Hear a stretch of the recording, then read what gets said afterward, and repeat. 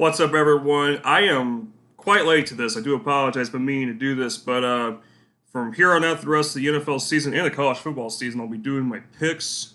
Also mention who I think will cover the spread as well. So let's get straight into it. Again, I do apologize for missing um, first couple of weeks. Been slacking a lot, but let's get straight into it. First things first, on the docket tonight, Thursday Night Football, we have the 2-0 San Francisco 49ers, who are minus 10.5 at home against the 1-1 New York Giants.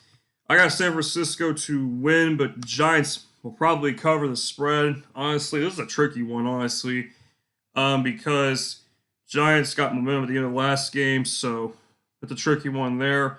I think the 49ers should on paper dominate this game from start to finish, but you never know what's going to happen.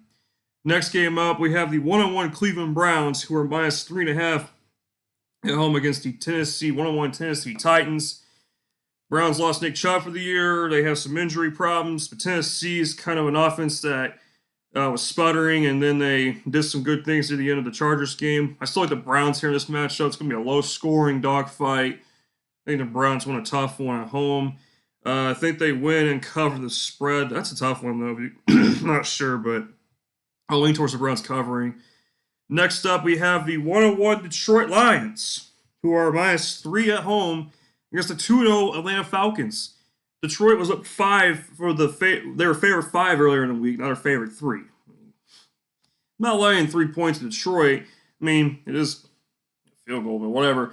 Atlanta's due for a loss. They had to come back and win last week. Detroit, though, got to watch the injury report. Amon-Ra St. Brown is hurt. He didn't practice yesterday, I believe. So I still like Detroit in this matchup. Falcons' defense could cause problems, but I don't quite trust Desmond Ridder. I think Jared Goff becomes the difference in this one. David Montgomery may not play either, so they got some injury issues, of course, as I was mentioning. Next up, we got the Green Bay Packers. 1-1 Green Bay Packers, minus 1.5 at home against the 2-0 New Orleans Saints. Saints haven't started 2-0 since 2013. And I've been going back and forth with this one, man. I was originally taking Green Bay, but I like the Saints on the road. I know Derek Carr is wishy-washy at times, but Jordan Love's going to lay an egg in this game. I think that Saints defense is going to be too much for him. Moving forward, we have a 2-0 Miami Dolphins, who are minus 6.5 against the Denver Broncos. 0-2 Broncos. They might as well just quit. Russell Wilson might as well just go somewhere else and say, let's ride in Alaska or whatever. I got the Dolphins to win and cover this game. They're not stopping the Dolphins' offense. I think the Broncos' defense has been absolute trash this season. Miami's offense might be the best in all football, along with the Vikings, who we got to talk about next. Yay! Oh, God, the battle of the 0-2 teams. Minnesota is minus 1 at home. I got Minnesota to win. I don't know what it is, but their turnover issues could cost them the game if they don't fix that. We'll see how it goes. Chargers have done everything right, still lose these games. I'm tired of Brandon Staley. Fire his ass immediately. If he doesn't win this game especially, just fire him. Can him. Leave him in Minnesota. Just leave him there. I'm sick of him. I'm sick of looking at his face. Next up, we have the 1-1 New York Jets, who are a 2.5-point home underdog to the 0-2 New England Patriots. It's real simple, guys. You trust Bill Belichick in a situation like this. I hate the Patriots just as much as the next person here at Indiana, but I'm going New England to win this game. The Jets could win. Yeah, the Breece Hall. Breece Hall could run wild here, but I don't trust Zach Wilson. Zach Wilson's a bust. I don't care. Jets defense got absolutely demolished last week. I mean, Bill Belichick knows what he's got to do. Mac Jones can do some good things. The offense is trying to click, so we'll see. Should be a lower scoring game. Next up, let's travel to the capital city, Washington, D.C., where the Commanders are now a 6-point home underdog to the 1-1 Buffalo Bills. Kudos to Washington starting 2-0, but that's over. Buffalo's winning this game, but I think Washington covers. I can't trust the Bills laying 6 points right now, especially given the fact that they're also wishy-washy too. I don't have the Bills in the Super Bowl this year. I'll just tell you that right now either. Washington, though, do some good things. We'll see how it kind of goes. Are they pretenders? We'll see. They had a huge comeback against Denver last week. Next up, we have the 1-1 Jacksonville Jaguars, or Smoke Man Joe calls them the Big Jags. was big about them last week against the 0-2, minus 8.5 at home against the 0-2 Houston Texans. Are you kidding me? I'm not laying 8.5 points with Jacksonville. 8.5 after what they did last week, couldn't even get in the end zone. Houston actually went to Jacksonville last year and beat them. I like CJ Stroud. He's played pretty good, but that offensive line's worrisome. I think Josh Allen on the Jaguars takes advantage of that too. Jags, I think, play a little bit better offensively this week and get the dub, but it'll be tough. I got Houston to cover, by the way, too. Jags to win. Let's go to Baltimore, where the Ravens are minus 8 at home. The 2-0 Ravens against the 1-1 Indianapolis Colts. The line might go up to 9 or 10. You will want that because of the fact you can take Indianapolis to cover. I think the Colts will cover the spread. I think the Ravens win. Ravens got a huge match next week against the Browns. Maybe they could be looking ahead, which would cause the Colts to play a closer game. Richardson, I don't think he's going to play. Ryan Kelly may not play either. Zach Moss is back. Colts defense is pretty solid. I'm not going to lie.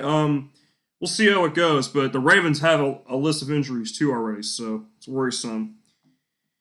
Let's get to the 4 o'clock games where the Seattle Seahawks, the 1-1 Seattle Seahawks, are minus 6.5 against the 0-2 Carolina Panthers.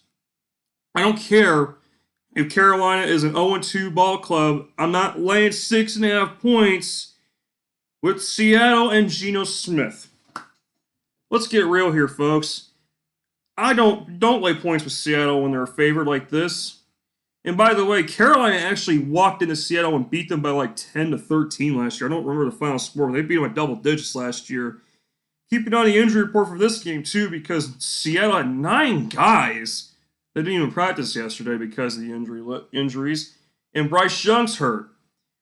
I think I'll go Seattle, but this is a tricky one. I was originally going to take Carolina. I might switch my pick. You never know. We'll see. Next up, take a nap during this game. The 1-1 Kansas City Chiefs, minus 13. Minus 13 against the 0-2 Chicago Bears. Here's something interesting I didn't even know about. The Chiefs have had trouble covering spreads if the spread's more than 3 points in their favor. I've noticed that too. I didn't realize that immediately, but they have trouble covering. Bears, let's just say they cover the spread, but Chiefs obviously are going to win this game. Oh goodness, this will probably be the beatdown of the week here, where the 0-2 Arizona Cardinals are a 12.5 point home underdog to the 2-0 Dallas Cowboys. Cowboys' best defense in football, most likely. I'll trust Dallas to cover too. Win and cover. Dallas better win this game by like 3 touchdowns or more. Way better. How is Arizona going to score 10-14 points in this game at most? You tell me. Next up, Las Vegas. Let's go to Las Vegas for Sunday Night Football. This matchup, seems like on here people are split on taking Raiders and Steelers. The 1-1 Raiders are currently a 2.5 point home. Minus 2.5. Favored 2.5 at home against the 1-1 Pittsburgh Steelers. The Steelers' offense is they're real mediocre. I got the Raiders winning and covering this game. I don't trust the Steelers still. They honestly kind of got lucky winning on Monday night. Their defense, defense will be there for them, but their offense is just not up to par for me. There's actually 2 Monday Night Football games again. Why in week 3? I have no idea. I think that's a first, if I'm being honest. We have the 2-0 Tampa Bay Buccaneers, who are a 5-point home underdog to the 2-0 Philadelphia Eagles. This is not going to make me any friends, but I got the Bucs in an upset. I don't trust Philadelphia right now. They're really off right now. I didn't like the way they played on last Thursday night against the Vikings. Their offense was kind of pedestrian at times. The defense has been, I'm not really buying the Eagles this year. Start not to buy them, honestly. The first 2 weeks, maybe it's an overreaction. Maybe it's for real. They may not be for that real this year. Whatever, I'm getting my words twisted up. Final game to pick. We have the Cincinnati Bengals. 0-2, minus 3 at home against the 1-1 LA Rams. If Burrow does not play, I'm going with the Rams, and that's who I'm picking right now. I'll worry about the score thing later, but just know this. The Bengals have got to win this game. That's all I'm going to tell you. Hope you guys like this. Take care, everyone. I'll see you tomorrow for the college football week 4 picks. That's a good video. You don't want to miss that one. I'll see you guys then. Peace.